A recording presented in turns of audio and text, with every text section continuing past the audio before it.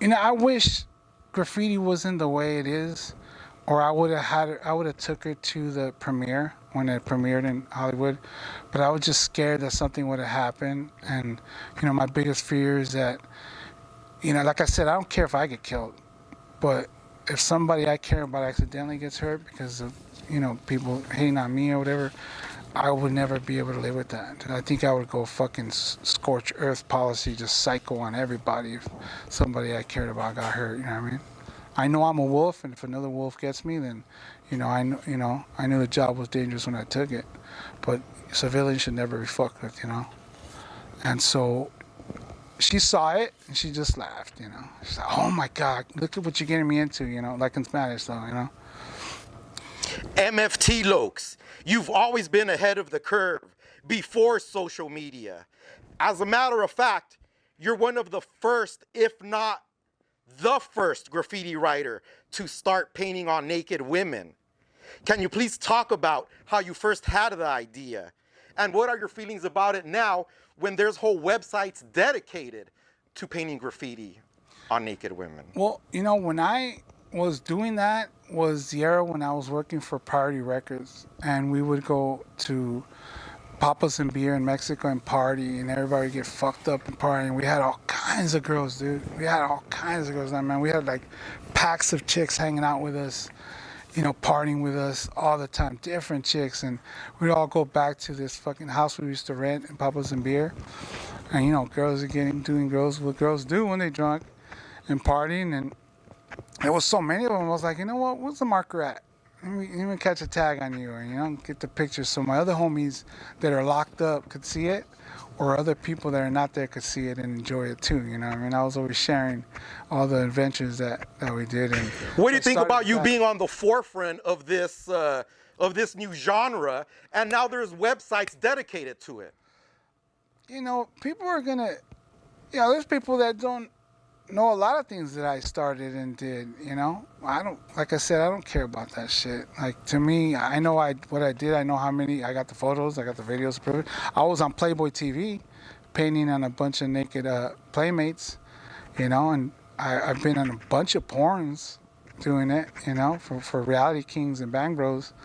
I have almost 100 photos of women that I painted on. I think a lot of these young writers that paint today don't know that I've tagged on their mom's asses and titties. You know what I'm saying? And if they knew all the shit that their mommies were doing back in the day with fucking Big T over here, they'd be pretty shocked and pissed off. But yeah, think about that one. All you little young writers, your mommies were fucking hanging out with TKO back in the days. Believe that shit. MFT Lokes. Now, I want to move on to some personal questions. Starting off with the name TLOKS. How do you feel it's perceived within? How do you feel you're perceived within the graffiti community? Are you villainized? Do you feel people try to disparage you and not give you the credit you deserve? Are you underrated even? I don't fucking care, bro. Like, really, dude. Think of it like this. Toys do it for attention.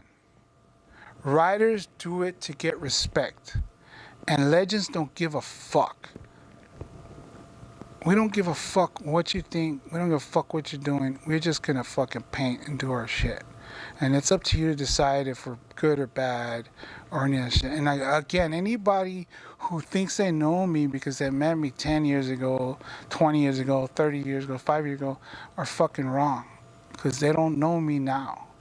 And all humans evolve and we all change. And, you know, we get worse or better. Or we stay neutral, you know. But it's just the way it is. But if they want to put me as the boogeyman, well, boo, motherfuckers. You know what I mean? Like, in your long historic career, MFT Lokes, has there ever been an instance where you thought about quitting? And if so, what led up to that? No, but I went to live my life. I'm sure a lot of suckers think it was beef or it was the cops or, you know what I mean? Or like, I quit, like, I'm sick of this shit. Like, no, I decided hey, I'm gonna run out of time to have a regular life. If I've been writing since I'm 13, you know, damn near past my 30s when I got married, dude. You know what I mean? So I was like, fuck, dude. Like, what if there's a whole other world that I'm missing out on? And I'm glad I did it because I have, like I said, I have friends that don't even write, that never wrote, and I would have never met them, and I would have never got married, and I would have never did any of those things, and you know, went on the vacations I went on and met the people I know now, if I didn't do that. So it's not like I quit. It was more like, what else is, you know, I could do something, because everybody else around me at that time, they had kids, they were married, they had regular jobs. They weren't doing what I was doing 24 hours a day. There was a lot of rare fools that weren't doing. They were like, oh, you know, I paint when I party, or I paint, you know, on the weekends. Like, I was full on that shit. I was 24 hours. That was it.